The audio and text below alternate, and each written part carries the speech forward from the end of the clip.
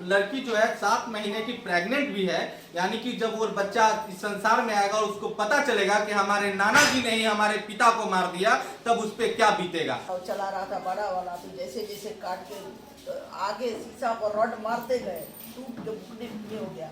सारा मेरा बेटा का मुंह में शीशा फल गया, लेकिन फिर भी दबंग है क्या वो लोग? किस तरीके से जब इतनी बार एफआईआर किए तो प्रशासन ने एक्शन नहीं लिया? उसको दबंग नहीं कहते, वो चोर है। चोर है, चोर है। नमस्कार, मैं गौरव और आप एनडीटीवी देख रहे हैं। अभी मैं मौजूद हूँ छपरा में और हमारे साथ मौजूद है ये अंजलि, और इनके साथ क्या घटना हुआ है आप जानिएगा तो चौंक जाइएगा। इनके पिता ने ही इनके सुहाग को उजाड़ दिया है। इनके पिता ने इनके पति को गोलियों से भून दिया है और आज ये लड़की बेबस और विधवा हो चुकी है। और इसका एक रीजन है सिर्फ कि इन्होंने अपने पिता की मर्जी के खिलाफ शादी किया था। अब सारी घटना की जानकारी हम इन्हीं से बात करके बताते हैं कि आखिर उस दिन हुआ क्या था, क्या हुआ था। मैम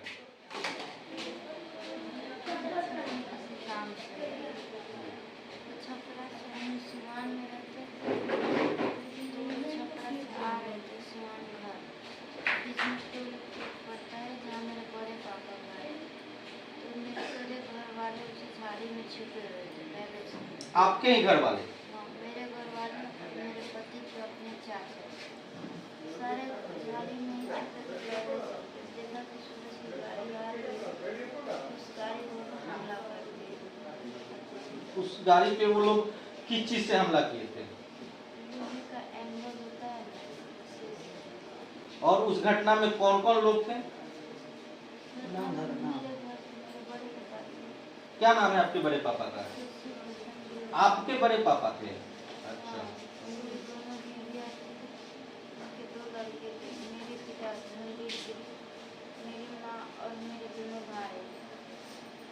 आपकी माँ, आपके दोनों भाई, आपके पिता और मेरे बुआ के 3 लड़के थे और मेरे पति के अपने चाचा उत्तम जी वो भी थे।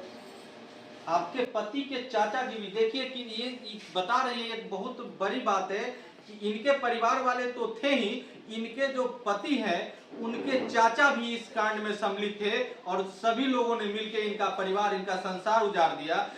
सरकारी जो हिंदू मैरिज एक्ट कहता है कि अगर लड़की बालिग हो, लड़का बालिग हो तो वो लोग शादी कर सकते हैं, उसमें कोई गुनाह नहीं है। सरकार इस चीज को मान्य देती है, कोर्ट इसको करती है। आप लोग शादी किए थे, कोर्ट से किए थे कि मंदिर से किए थे? जैसा कि हमने मीडिया में देखा था कि आप बता रहे थे कि आपके भाई भी लड़की अलग से कहीं किसी दूसरे जाति की लड़की से शादी किए थे, वो मंजूर है उनको?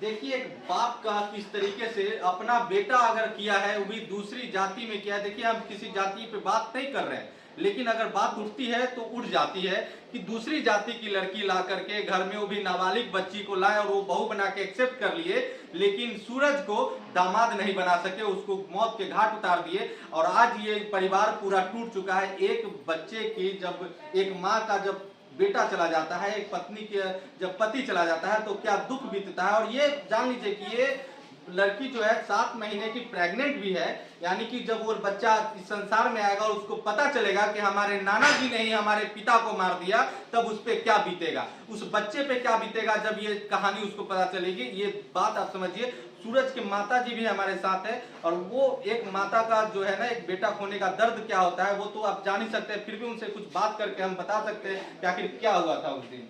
क्या हुआ था माता जी उस दिन?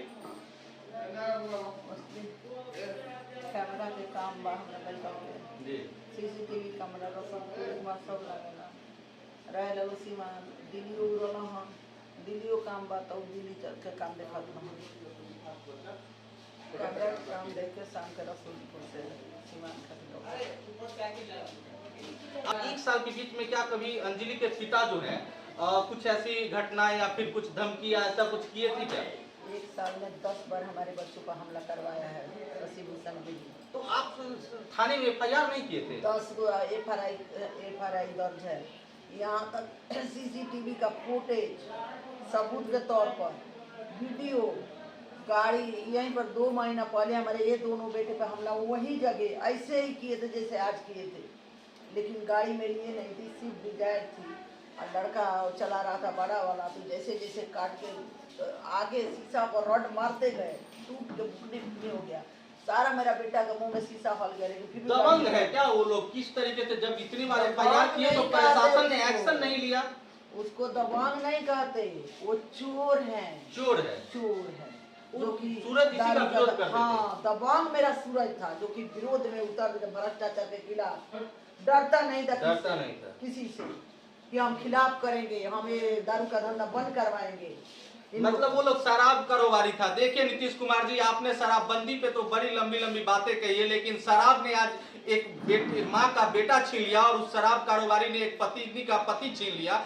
और वो उनके पिताजी क्या करते हैं? अंजलि के पिताजी भी वही शराब कारोबारी है क्या? पहले नहीं करते थे, पहले अंजलि के पिताजी दुबई थे, लेकिन अब आके अब वो भी ऐसे शराब करते हैं ना कि दरवाजे पे बैठ जाते हैं 7-8 आदमी उठ के, चादर बिछा के, वो क्या कहते हैं ना, वो खाते रहते हैं और सारे पीते रहेंगे और वहीं पे गाली गलौज करेंगे। सूरज को यही नहीं देखा जा रहा।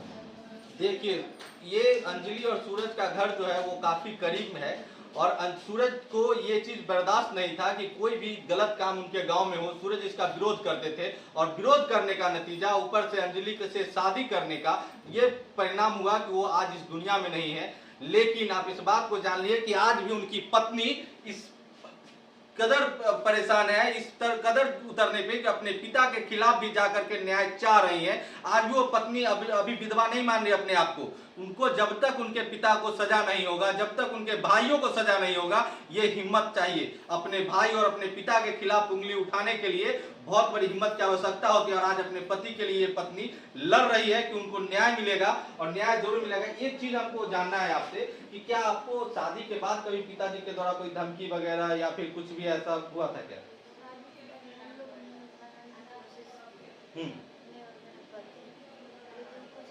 मानते भी थे कि जो मेरे बड़े पापा है वो नहीं मानने देते थे, बोलते थे कि नहीं, उन दोनों को मारना है, उन दोनों को मारना है। बहुत सूरज के प्रति ध्यान करते थे और ज़्यादातर मारने की साजिश बड़े पापा करते थे। मीडिया में भी वही धमकी दी थी हम लोगों को मारने। बड़े पापा क्या नाम है उनका? शशि भूषण गिरी। मीडिया में आके सारे मीडिया के सामने शशि भूषण गिरी 2 महीना पहले धमकी दिया कि अंजलि ऐसे कहा कि अंजलि जहाँ भी हो तुम सुनो, तुम्हारा प्यार के भूत हम 1 महीने उतार देंगे। हाँ, उतार दिए। और किस प्यार का भूत उतारिएगा जब आप अपने परिवार को नहीं संभाल सकते? अपने बेटे को पहले संभालिए कि आपका बेटा जो कुकृत्य किया था, तो फिर आप उस बहू को भी एक्सेप्ट नहीं करते तो इस बेटी को भी एक्सेप्ट करने के लिए आप रोक सकते थे, मना सकते थे, अपनी बेटी को समझा सकते थे। किसी को जान लेने का हक आपका नहीं था। शशि भूषण गिरी जी, उनका बुआ का लड़का वो लोग कहाँ का है?